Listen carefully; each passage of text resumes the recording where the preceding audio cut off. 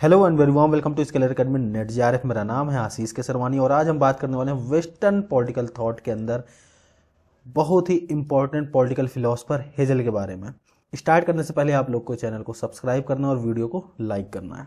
चलिए स्टार्ट करते हैं जॉर्ज विलियम फ्रीडरिच हेजल के बारे में। लाइफ पीरियड के बारे में इनकी बात करते हैं तो 1770 से लेकर 1831 तक इनका लाइफ पीरियड चलता है। जन्म होता है सदर्न जर्मनी के प्रिंसली स्टेट वर्टेम्बर्ग में। इमिनेंट जर्मन फिलोसफर थे और इनको माना जाता है one of the chief exponents of idealism. He taught at several universities in Switzerland and Germany और 1818 में इनको यूनिवर्सिटी ऑफ बर्लिन में इनको अपॉइंट कर दिया जाता है और वहीं पे इनकी पूरी लाइफ गुजर जाती है। सो इनके कुछ इंपॉर्टेंट वर्क्स हैं, उनके बारे में देख लेते हैं। सबसे पहला है फेनोमेनोलॉजी ऑफ स्पिरिट। इस बुक के बारे में अगर बात करें तो फेनोमेनोलॉजी ऑफ स्पिरिट के नाम से भी आ सकता है, फेनोमेनोलॉजी ऑफ माइंड के नाम से भी आ जाता है। 1807 में ये पब्लिश हुई थी। साइंस ऑफ लॉजिक बहुत ही इंपॉर्टेंट है, पब्लिश हुई थी 1812 में। ये जब पब्लिश हुई थी ना तब इनको रिकॉग्निशन मिल गई थी क्या कि क्या गजब का फिलोसफर है भाई। जर्मनी में इनको रिकॉग्नाइज कर दिया गया था, मतलब कि जर्मनी में इनकी थोड़ी सी ख्याति हो गई थी, पॉपुलर होने लगे थे धीरे धीरे। इनसाइक्लोपीडिया फिलोसफिकल साइंसेस 1817 में पब्लिश होती है और इस बुक की वजह से इनका पूरा यूरोप इनको जानने लगता है और इनकी थोड़ी सी पॉपुलर हो जाते हैं, फेमस हो जाते हैं पूरे यूरोप में। फिलोसफी ऑफ राइट पब्लिश होती है 1821 में और ये बहुत सारे lectures, scholarly and brilliant lectures देते हैं यूनिवर्सिटी में, जिसको बुक के फॉर्म में पब्लिश किया जाता है उनके बेटे के द्वारा। और ये पब्लिश होती है उनके डेथ के बाद। तो उसका नाम था philosophy of history, history of philosophy and philosophy of religion. ठीक। His writings and lecture and his many positions as advisers of emperor earn him international fame and won him many followers. ठीक है। अब देखिए होता क्या है ना कि कई सारी पोजीशंस होल्ड करते हैं, एम्परर के एडवाइजर भी बनते हैं और बहुत ही मतलब इमिनेंट स्कॉलर थे, इमिनेंट फिलोसफर थे। ठीक। तो इसकी वजह से होता क्या है, इनको बोला जाता है he became not only the king of philosophers, मतलब फिलोसफर्स की अगर कैटेगरी में देखा जाए तो सबसे महान हो गए थे। ठीक है, एक तरीके से बोला जाता है कि किंग ऑफ फिलोसफर बन गए। उसके साथ साथ इनको फिलोसफर ऑफ किंग भी बोला जाता है, मतलब देखिए किंग को भी एडवाइज किए हैं तो इसलिए बोला गया कि किंग के फिलोसफर बन जाते हैं। तो ये एक्चुअली थोड़ा सा स्टेटमेंट याद कर लीजिए, हो सकता है पूछ ले किसके बारे में बोला गया था। डायलेक्टिकल आइडियालिज्म पहले देखते हैं कि dialectical Hegel's political philosophies rest mainly on his dialectical method borrowed from Socrates. याद होगा प्लेटो को पढ़ाते समय सोक्रेट्स की बात हुई थी। सोक्रेट्स का एक मेथड है डायलेक्टिज्म, डायलेक्टिकल मेथड। डायलेक्टिकल मेथड में होता क्या है, कांस्टेंट क्वेश्चनिंग की जाती है। क्वेश्चंस, एक क्वेश्चन के बाद दूसरा क्वेश्चन, दूसरे क्वेश्चन के बाद तीसरा क्वेश्चन। इससे क्या होता है, जितने भी आपके मिथ होंगे या फिर जो भी आपके डाउट होंगे खत्म हो जाएंगे, आप ट्रुथ तक पहुंच जाएंगे। ठीक है। तो ये एक तरीका था कांस्टेंट क्वेश्चनिंग का, जिसको यूज करते हैं ये आइडियालिज्म पे। Hegel argued that an idea moves from a thesis to antithesis until a synthesis of the two is found. इसका मतलब क्या है, ये कहते हैं कि भाई जो आइडिया होता है ना, जो भी आपकी थिंकिंग होती है, तो वो मूव करती थीसिस से एंटीथीसिस। थीसिस मतलब शॉर्ट तरीके से या फिर एकदम सरल तरीके से अगर मैं कहूँ तो इस तरह कर सकते हैं कि अगर मैं कोई स्टेटमेंट देता हूँ, मैं मेरा कोई बिलीफ है, मेरा कोई चीज़ की मतलब फीलिंग है, जो मैं कहता हूँ कि भाई मेरे हिसाब से ये चीज़ ऐसी होनी चाहिए। ठीक। तो धीरे धीरे क्या होगा, कुछ लोग बोलेंगे कि नहीं यार ये चीज़ गलत है, ये चीज़ ऐसी होनी चाहिए, तो वो इसका काउंटर कर देंगे। थीसिस एंटीथीसिस क्या होगा, मेरे ओपिनियन या फिर मेरे आइडिया को काउंटर होगा। ठीक। धीरे धीरे क्या होगा कि जब थोड़ा सा और रिसर्च होगी या फिर और इस चीज़ों के बारे में बात होगी तब क्या होगा, तब बोलेंगे नहीं इससे और इससे दोनों से कुछ निकल के आ रहा है जिसको हम बोलेंगे सिंथेसिस। तो अब ये वाला आइडिया मार्केट में प्रिवेल करेगा, सोसाइटी में ये सिंथेसिस प्रिवेल करेगा। ठीक है। तो इस तरह से इवोल्यूशन होता जाता है। तो आगे बात क्या करते हैं, synthesis has an element of thesis as well as antithesis. जैसे बात हुई कि सिंथेसिस क्या होगा, थीसिस और एंटीथीसिस दोनों का कुछ मिला के आगे आइडिया इवॉल्व कर जाएगा। अब आगे क्या होगा कि धीरे धीरे सिंथेसिस की भी जो वैल्यू है वो गिरेगी और उसको बना दिया जाएगा एक थीसिस के रूप में देखा जाएगा कि ये एक पॉइंट है। अब इसके काउंटर में चीजें आने लगेंगी, अब आपका सिंथेसिस थीसिस हो गया। और जब ये इसके काउंटर में चीजें आएंगी तो वो हो जाएगा एंटीथीसिस।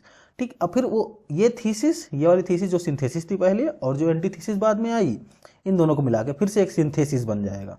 ठीक। और ये प्रोसेस चलता रहेगा। हेजल का मानना है कि यही तरीका है इवोल्यूशन का। ठीक। In practice hazel applied it on the domain of ideas. Practice में कहाँ अप्लाई होते हैं? आइडियाज में। देयरफॉर हिज मेथड में बी डिस्क्राइब्ड एज डायलेक्टिकल आइडियालिज्म। ये तरीका क्या था? डायलेक्टिकल का था। आइडिया पे बात हुई थी इसलिए इसको बोला गया dialectical idealism. It means every idea, मतलब आइडिया से thesis gives rise to counter idea. एक आपके पास एक आइडिया है तो उससे इमर्ज होगा काउंटर आइडिया, और original idea and counter idea give rise to new idea, जो कि सिंथेसिस हो जाएगी। और यही सिंथेसिस, जो न्यू आइडिया आया, ये बाद में चल के थीसिस बनेगी और इसका फिर से एक काउंटर आइडिया आएगा। जो काउंटर आइडिया होगा फिर से वो हो जाएगा आपका एंटीथीसिस, और फिर इन दोनों से निकलेगा सिंथेसिस। तो मतलब ये प्रोसेस चलता ही रहेगा, इसी तरह से इवोल्यूशन होगा चीज़ों का। Hazel argued that a phenomena can be best understood according to the law of dialectics, that is when contrasted with its opposite। कहते क्या है कि जब कोई हम किसी चीज़ को अगर समझना हो ना, तो उसको किसी चीज़ से मतलब उसका हम अपोजिट अगर समझ लें, उसका अपोजिट जब हम उसके सामने रखते हैं तब हम ज़्यादा अच्छे से समझ पाते हैं। देखिए एक अच्छा सा एग्जाम्पल है, जब आप बहुत ज़्यादा दुखी हो ना, तब आपको पता चलता है कि सुख का मतलब क्या है। ठीक है, मतलब जब आप बहुत परेशान हो अपने लाइफ में, लाइफ बहुत प्रॉब्लम चल रही है, अक्सर लोग कहते हैं कि लाइफ प्रॉब्लम में है, मैं प्रॉब्लम में हूँ, बहुत परेशान हूँ, कोई ध्यान नहीं दे रहा है, सब अपने अपने में खुश है। तो जब आप दुखी होते ना, तब आपको असली मायने पता चलता है कि सुख का मतलब क्या होता है। और एक्चुअली जब आप सुख होते हैं ना, तब आपको दुख का मतलब समझ में आता है। मतलब जब जब एक दूसरे के कंट्रास्ट में जाएगी चीज़ें ना, तब आपको एक्चुअल उसका मतलब समझ में आता है। सबसे अच्छा एग्जाम्पल देखना है हीट एंड कोल्ड का। देखिए ऐसा जगह इमेजिन करिए जहाँ पे भीषण गर्मी पड़ती है और भीषण ठंडी पड़ती है। मतलब जहाँ बहुत गर्मी हो, एक्सट्रीम लेवल पर ठंडी चली जाती है, एक्सट्रीम लेवल पर गर्मी चली जाती है। इंडिया में अगर एग्जांपल देखें तो अगर हम न्यू दिल्ली के देख लें, दिल्ली का एग्जांपल देख लें, अगर गर्मी आएगी समर में क्या होगा, बहुत ज़्यादा गर्मी पड़ने लगेगी। तब आपको लगता है कि यार ठंडी कितनी जल्दी आ जाए, तो आपको मतलब लगने लगता है अंदर से कि कितनी जल्दी से जल्दी विंटर सीजन आ जाए ना। तो वो समर में आपको पता चल रहा है कि ठंडी का मतलब क्या है। और ठंडी जब होगी, जब खूब ठंडी पड़ रही हो, तब आपको लगेगा यार ठंडी का मजा आया, गर्मी ज़्यादा अच्छी थी। तो ये इस तरह का कुछ केस है। गुडनेस को बैडनेस के साथ ला दो, ठीक है, इस तरह। हेजल कुछ इंस्टेंसेस दिए। अच्छा ये ठीक है, ये तो ठीक है, समझाने के लिए ये वाली पॉइंट था, लेकिन ये जो तीनों पॉइंट थे हेजल ने दिए थे, तो इसलिए ये तीनों याद करने पड़ेंगे कि इसने किसको थीसिस, किसको सिंथेसिस और किसको एंटीथीसिस बोला है। क्योंकि एग्जैक्टली इसी में से क्वेश्चंस पूछ लेता है कि अगर फैमिली थीसिस है तो एंटीथीसिस क्या होगा, तो एंटीथीसिस होगा सिविल सोसाइटी। और स्टेट क्या होगा, फैमिली और सिविल सोसाइटी को मिला के बना स्टेट, जो कि है सिंथेसिस। ठीक, इसी तरह बोलते हैं कि अगर डिस्पोटिज्म थीसिस है तो डेमोक्रेसी उसका एंटी हो जाएगा, एंटाई हो जाएगा, और सिंथेसिस बनेगा आपका कॉन्स्टिट्यूशनल मोनार्की। इस तरह आगे बात होती है कि इनऑर्गेनिक वर्ड थीसिस है, मतलब स्टार्ट होता है इनऑर्गेनिक वर्ड से, उसको काउंटर करता है ऑर्गेनिक वर्ड, और ऑर्गेनिक वर्ड और इनऑर्गेनिक वर्ड को मिलाकर बनता है ह्यूमन बीइंग्स, जो कि होगा सिंथेसिस। ये तीनों पॉइंट आपको याद करना पड़ेगा। He considered contradictions as the driving force of the whole process of evolution। देखिए अभी बात क्या हुई, जितनी भी बात हो रही ना, सारे कंट्राडिक्ट करते हैं और एक मतलब स्टेप आगे बढ़ जाते हैं। ठीक है, अगर कोई एक्स है, इसका कंट्राडिक्शन वाई रखें और एक स्टेप आगे बढ़ गया, फिर इन दोनों से एक स्टेप आगे बढ़ा के जेड पहुंचा देते हैं। यही चल रहा है, तो इसी को इवोल्यूशन बोला गया है हेजल के द्वारा। This is fundamental law of Cosmos and also of thought. मतलब कहते हैं कि यही एक तरीका है जिससे यूनिवर्स आगे चलता है। भाई इतनी बड़ी बड़ी बातें हो गई, यूनिवर्स आगे इसी तरह से इवॉल्व होता है। थॉट प्रोसेस जो होता है, जो आपकी थिंकिंग होती है, ये भी इसी तरह से इवॉल्व होता है। ठीक, और ये जो इनका प्रोसेस है ना, इसको कार्ल मार्क्स जब हम पढ़ेंगे तो मार्क्स इसको उल्टा कर देते हैं, आगे बात होगी उसके बारे में। Philosophy of history. Hegel's philosophy of history is contained in the lectures that he delivered while he was at the Berlin University, जिसके बारे में बात हो चुकी है। बर्लिन यूनिवर्सिटी में थे, कई सारे लेक्चर्स दिए थे, उसी में से बनी थी philosophy of history. He does not attach much importance to the material things. ठीक है, और यहीं जब हम मार्क्स के बारे में बात करेंगे, वो क्या करेंगे कि भाई वो तो बहुत उल्टा सीधा बोल देंगे हेजल को कि भाई ये इंसान उल्टा खड़ा हुआ था, ऐसा कुछ बोल देंगे। तो मटेरियल थिंग्स को ज़्यादा इंपॉर्टेंस नहीं देते हैं hazel. He viewed them merely as the cumulative result of evolution of absolute idea। ये कहते क्या है कि absolute idea स्टार्ट होता है और वो इवॉल्व होते होते आपको मतलब एक तरीके से इवॉल्व्ड रिजल्ट है आपका ये। ठीक, ये कोई मतलब ये मेन इंपॉर्टेंट ये नहीं है, इंपॉर्टेंट absolute आइडिया है आपका। ये आइडिया को ज़्यादा प्रेफरेंस देते हैं। Absolute idea is dynamic and ever evolving. Absolute idea जो होगा वो स्टैटिक नहीं है, डायनेमिक होगा क्योंकि इवॉल्व हो रहा है और साथ में एवर इवॉल्व होता ही रहेगा हमेशा। Absolute idea moves forward in an evolutionary process. In this evolutionary process, the absolute idea or spirit takes many forms.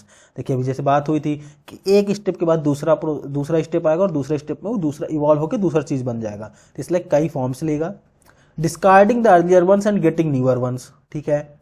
अब इसमें जो फर्स्ट स्टेज होगा, ये स्टेज भी आपको याद करने, 6 स्टेज के बारे में बात हुई है, तो 6 के 6 स्टेज आपको याद करने पड़ेंगे। तो ये जो इवोल्यूशन हो रहा है हिस्ट्री का ना, वो स्टार्ट कहाँ से होगा? सबसे पहले बात करेंगे जो फर्स्ट स्टेज था वो था फिजिकल और इनऑर्गेनिक वर्ल्ड, ठीक। उस समय लाइफ का कॉन्सेप्ट नहीं था, फर्स्ट स्टेज में लाइफ नहीं थी, फिजिकल और इनऑर्गेनिक वर्ल्ड थे। At this initial stage the absolute idea spirit acquires the form of grass matter. First stage में क्या होता है, जो एब्सोल्यूट आइडिया स्पिरिट है ना, वो एक्वायर करता है ग्रास मैटर के फॉर्म में आ जाता है, ठीक है, फिजिकल और इनऑर्गेनिक फॉर्म में होगा। सेकेंड स्टेज होगा आपका ऑर्गेनिक वर्ल्ड। ऑर्गेनिक वर्ल्ड क्या है? फर्स्ट स्टेज का इवोल्व्ड फॉर्म है, तो सेकेंड स्टेज में आ जाएगा एनिमल्स, प्लांट्स, ये सब आ जाएंगे, इसमें लाइफ का कॉन्सेप्ट आ जाएगा, ठीक है, इसमें लाइफ होगी। दिस स्टेज क्या है? इंप्रूवमेंट है उसके पहले वाले स्टेज का। इसी तरह थर्ड स्टेज बनेगा evolution of the human beings. Organic world में लाइफ तो आ गया, लेकिन क्या ये रैशनल है, इनके पास क्या सोचने की शक्ति है? नहीं ना, तो अब ये इवॉल्व होके क्या आएंगे, बनेंगे ह्यूमन बींग्स। थर्ड स्टेज में आया human being. Marks the highest stage because human beings are rational agents, और ये डिस्टिंग्विश कर सकते हैं गुड एंड बैड में, ठीक है, तो इसलिए ये हायर स्टेज हो गया। फोर्थ स्टेज आता है इसी तरह फैमिली सिस्टम। फैमिली सिस्टम क्या है? ह्यूमन बींग्स का इवॉल्व सिस्टम है। In addition to rational involvement, human beings में क्या था? रैशनल इन्वॉल्वमेंट था। फैमिली सिस्टम में क्या होगा? म्यूचुअल कोऑपरेशन आ जाएगा। फैमिली में क्या होता है? एक दूसरे को कोऑपरेट करते हैं, एंड एकोमोडेशन का सिस्टम आता है, साथ में रहने का भी कॉन्सेप्ट आ जाएगा फैमिली सिस्टम में, ठीक। ये हो गया आपका फोर्थ स्टेज। फिफ्थ स्टेज में क्या होगा? सिविल स्टेज आएगा, ठीक। अभी तक क्या था आपका भाई? रैशनल एलिमेंट आ गया, म्यूचुअल कोऑपरेशन आ गया, एंड एकोमोडेशन आ गया।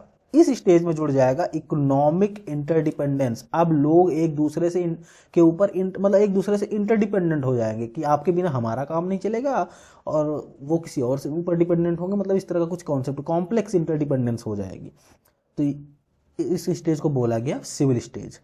और जो सिक्स्थ स्टेज थी उसमें आता है स्टेट, द लास्ट, और वो हाईएस्ट स्टेज होगी, evolution of the state which represents the perfect moral order.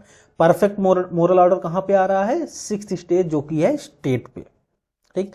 आगे कहते हैं क्या है? Both family and civil society को माना गया है कि कुछ डिग्री तक ये रैशनल है, लेकिन स्टेट ही ना, वो स्टेट ही है जो perfectly moral and perfectly ethical है। इसके पहले कोई भी स्टेज में आप परफेक्ट इथिकल या परफेक्ट रैशनल की बात नहीं कर सकते थे। तो नेक्स्ट थ्योरी पे आते हैं, theory of state. His theory of state is rooted in the axiom what is rational is real and what is real is rational, ठीक है। ये स्टेटमेंट आपको याद करना है क्योंकि डायरेक्ट पूछ सकता है कि किसका स्टेटमेंट है।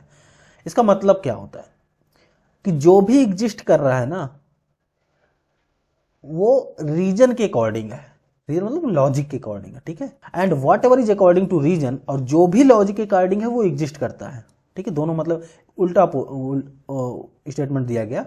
बोला क्या गया कि जो भी एग्जिस्ट कर रहा है वो एक रीजन के अकॉर्डिंग है, और जो भी रीजन के अकॉर्डिंग है वो तो भाई एग्जिस्ट करेगा। कुछ इस तरह की बातें होगी।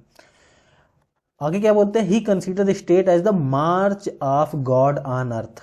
ये स्टेटमेंट आपको हमेशा याद होना चाहिए कि हेजल के साथ जब भी आप बात करेंगे ना, तो वो स्टेट को किस तरह देख रहा है कि भैया स्टेट ना स्वयं, अगर गॉड ना अगर अर्थ पे आ जाए तो वो स्टेट बन जाएगा, एक तरीके से इस तरह की बात होगी। इतना ऊपर पोजीशन रखी गई है स्टेट की हेजल के द्वारा।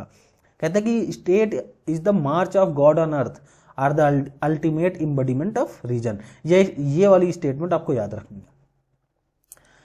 स्टेट क्या है? हाईएस्ट मैनिफेस्टेशन ऑफ रीजन है, ठीक है, जो कि बात हो चुकी है। Because it emerges as the synthesis of the family and civil society, बात हो चुकी है। अब देखिए फैमिली क्या करता है? मैंस की बायोलॉजिकल नीड्स को फुलफिल करता है। बायोलॉजिकल नीड्स क्या होंगी? फूड होगा, सेक्स होगा एंड लव होगा, ठीक है। मतलब इस तरह की जो भी बायोलॉजिकल नीड्स हैं फैमिलीज तो फुलफिल हो जाएगी। लेकिन सिविल सोसाइटी आपकी इससे थोड़ी सी ऊपर की हायर स्टेज की जो आपकी नीड्स हैं, higher and more complex needs, उसको फुलफिल करती है, जो कि है economic needs. Civil society is less selfish than family. Family क्या है, देखिए फैमिली में सिर्फ अपने बारे में बात होगी, ठीक है, तो सिविल सोसाइटी में क्या होगी, अपने बारे में बात होगी प्लस दूसरों के बारे में बात होगी। इसलिए बोला जाता है कि सिविल सोसाइटी लेस सेल्फिश है फैमिली से। It looks after the material needs of the human, सिर्फ अपनी बात नहीं करेंगे, और भी लोगों के बारे में बात होगी। इसलिए इसको बोला गया it is a state in embryonic form. तो स्टेट के बारे में कुछ बात हो जाए कि भैया स्टेट को किस तरह से देख रहे हैं। State has the divine origin, march of God on earth. State has, इसलिए डिवाइन ओरिजिन हो गया। Hegel is statist. देखिए state is in not the means, ठीक, स्टेट क्या है, मीन्स नहीं है भाई, मतलब इसके द्वारा किसी और का इंटरेस्ट के बारे में नहीं देखना, ये ही इंड है, क्योंकि इन्होंने स्टेट को बहुत हाई पोजीशन में रखा है ना, तो इसलिए इसको बोलते हैं कि state is end. State does not exist for the individual but individual exist for the state. Individual के लिए नहीं, इंडिविजुअल के इंटरेस्ट की बात नहीं होगी यहाँ पे, स्टेट के इंटरेस्ट की बात होगी। Only state knows what is in the interest of individual. केवल स्टेट जानता है, इवन आप भी नहीं जानते आपके इंटरेस्ट में क्या है, केवल स्टेट जानता है। आगे बात भी होगी कि अगर आपके और स्टेट के बीच में कॉन्फ्लिक्ट हो जाए तो कौन जीतेगा, और बड़ा इंटरेस्टिंग है। In that sense state is Infallible.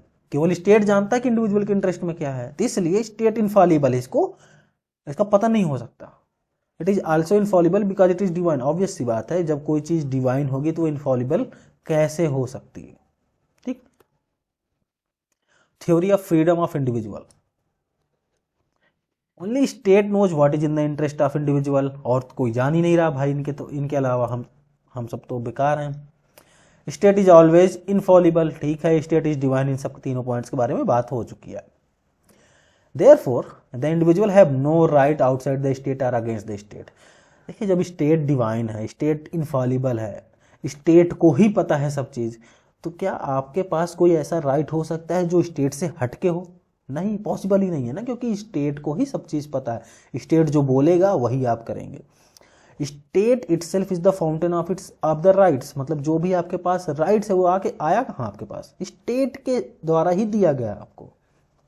इसलिए आपको अगर स्टेट के जैसे बाहर जाते हैं, स्टेट के दायरे से आप बाहर जाएंगे, तो आपके पास कोई राइट्स नहीं है, ठीक।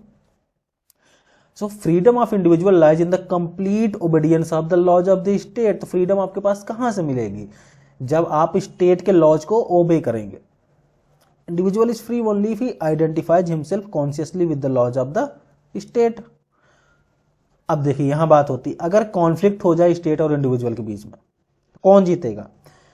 तो इंडिविजुअल इज ऑलवेज रॉन्ग भाई। आप लड़ाई करके तो देखिए स्टेट से, स्टेट बोलेगा कि हेजल तो बोला है ना, आप सरकार से लड़ाई करिए, स्टेट से लड़ाई करिए, स्टेट के खिलाफ बोलिए, तो गवर्नमेंट क्या बोलेगी आपको कि हेजल भाई साहब तो बोल के गए हैं कि इंडिविजुअल इज ऑलवेज रॉन्ग, हम उनको मानेंगे, और इस हिसाब से आप तो हमेशा गलत होने वाले हैं, आप चाहे जितनी अच्छी बातें कर लें, आप हमेशा गलत होने ही वाले हैं। इसलिए state is always right, state हमेशा सही होगा, आप स्टेट के खिलाफ नहीं जा सकते हैं। Individual maintains that individual have no right to resist. और जब आप स्टेट के खिलाफ नहीं जा सकते हैं, तो क्या आपके पास रिबेल करने का ऑप्शन है? नहीं। रजिस्ट करने का ऑप्शन है कि आप स्टेट की ओबे ही नहीं कर रहे हैं? नहीं, ठीक है। तो डिसोबे करने का, कमांड्स को ना मानने का ऑप्शन है? नहीं। तो आप स्टेट जो बोलेगा आपको वो करना पड़ेगा, ठीक है। तो वो कुछ इस तरह की बातें होती है, बड़ी बड़ी बातें हैं। और कार्ल मार्क्स के बारे में जब बात करेंगे तो कार्ल मार्क्स बहुत उल्टा सीधा बोलते हैं इनको, खासतर इनके इस बात पे कि ये मटेरियल थिंग्स को सबसे लास्ट में रखते हैं, और इवन कार्ल मार्क्स को बात करें तो मटेरियल थिंग्स को ही बात करते हैं। कार्ल मार्क्स तो ये तक बोल देते हैं कि भाई ठीक है, आइडिया तुम्हारे लिए सबसे पहले है, और कार्ल मार्क्स कहते हैं मेरे लिए मटेरियल थिंग्स सबसे पहले है। तो वो कहते हैं कि क्या कोई इंसान ऐसा है कि जो बिना कुछ खाए पिए सोच ले भला? जब खाना उसको अगर नहीं मिलेगा तो क्या वो सोच लेगा? नहीं सोच पाएगा ना। इसलिए बोलते हैं कि पहले खाना दो, उसके बाद में बड़ी बड़ी बातें कर लेंगे। तो पहले आपका बॉडी अगर एक्टिव है, अगर आप जी सकते हैं, तभी तो आपका मेंटल लेवल इंक्रीज होगा, या फिर आप सोचने के लायक भी बचेंगे। तो कार्ल मार्क्स इस तरह से इसको क्रिटिसाइज भी करते हैं, हेजल को बहुत बुरी तरीके से क्रिटिसाइज करते हैं। देखेंगे अगली वीडियो में क्या बोलते हैं marks. So yes, this is the end of the video. और अगर आपको ये वीडियो पसंद आई है तो प्लीज़ लाइक करें और सब्सक्राइब करें मेरे इस चैनल को, और बेल आइकन भी दबा दीजिए, और मिलते हैं नेक्स्ट वीडियो में कुछ नए इन्फॉर्मेशन के साथ। जब तक आप लोग पढ़ते रहिए, मज़े करते रहिए, एग्ज़ाम नज़दीक है। सो मिलते हैं आपसे नेक्स्ट वीडियो में कुछ नए इन्फॉर्मेशन के साथ। तब तक के लिए नमस्कार एंड धन्यवाद।